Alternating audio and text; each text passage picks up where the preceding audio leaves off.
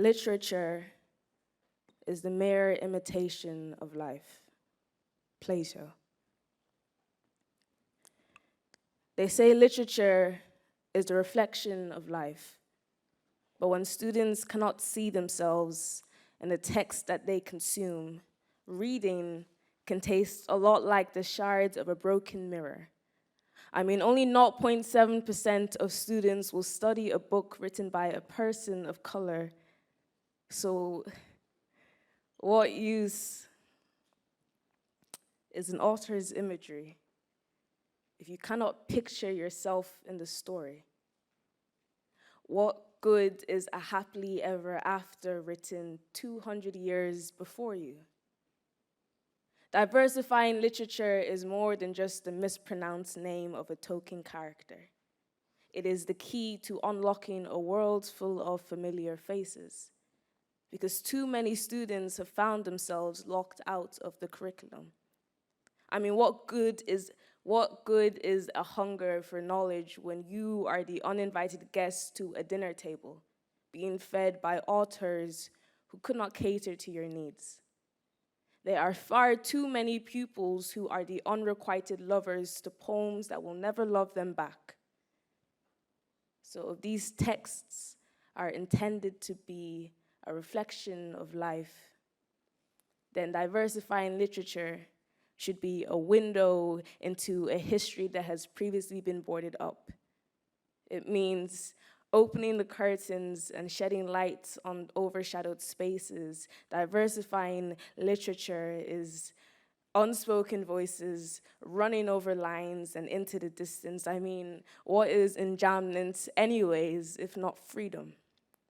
And what purpose does a simile serve if not to be the mirror between a text and an author? Like or as if the writers have walked our same earth and spoken with the same tongue.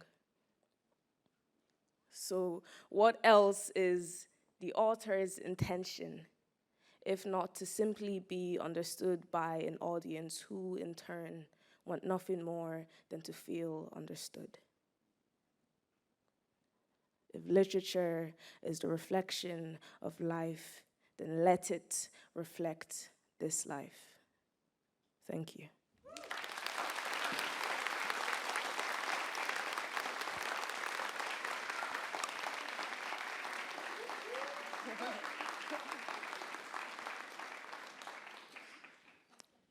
Hi, guys. My name is Maureen. I'm a poet. And that piece, I was actually commissioned to write it for this event. I was very excited, a bit nervous. But it was essentially about being what it feels like to be locked out of the curriculum. I will be performing a few more poems, if that's okay with you guys. The second poem is called Mother Tongue. It's structured like a conversation. Essentially, it was actually a conversation I had between myself and my mother. I guess my mother is the mother tongue. I hope you enjoy. Mother tongue says to Nigerian girl, you see, this is what it means to chew on the scraps of your own culture for so long. You no longer have a taste for home. Nigerian girl swallows the lump in her throat made up of words too foreign to pronounce. Mother tongue, do not forget, this mouth was once the refugee camp that housed you. Mother tongue says, hush, child, do not speak with your mouth so full. You are juggling too many accents. I once played hopscotch in the roof of your mouth and watched your infant teeth grow like a childhood friend. You have allowed them to gentrify my neighborhood. Nigerian girl or girl once from Nigeria or whatever fits your quota or whatever fits my agenda. How about Nigerian girl with an Irish tongue or an Irish girl with Nigerian regrets says nothing. Mother tongue feeling more muzzled than maternal says nothing in a language I would understand, but instead shows me the bruises it's endured from the times I've bitten my tongue when they've mispronounced my name. Each time I allow you to butcher this surname, a massacre takes place in your mouth. How your jagged tongue rips apart a lineage and spits it back at me. Nigerian girl with an injured name doesn't really know what else to say in a language mother tongue would understand. But mother tongue has heard this accent before, knows how a European mouth can resemble a mob, knows how a tongue can puncture pronunciation like a pitchfork. This is our country. Speak English. See, mother tongue knows that this is not directed at the girl. You see, what they are asking is for her to be orphaned from her motherland. What they are asking is for the English language to discover something that has already been found so it can Christopher Columbus settle in her mouth. Isn't that how it works over here?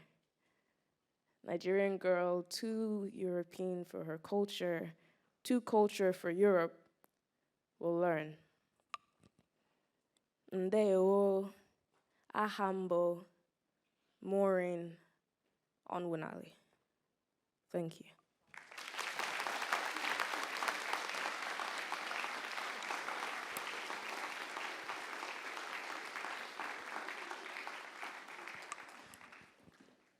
And this last poem that I will do is titled Puffer Jacket Poetry. It's kind of for the kids. Yeah, it's basically, I wrote this poem for one of my friends, their friend. It's like centered around men's mental health, because he didn't realize that that's something that people talk about. And yeah, when I wrote this poem for him, he was like, oh my gosh, this is amazing. You can include slang in poetry. Wow. So yeah, I feel like it's important to have poetry that's in the language that you would understand. So this is Puffer Jacket Poetry. See, the man them don't cry enough. Feel sad, but don't ask why enough, because it's never that deep until it's slow replies and stuff. See, this is Puffer Jacket Poetry.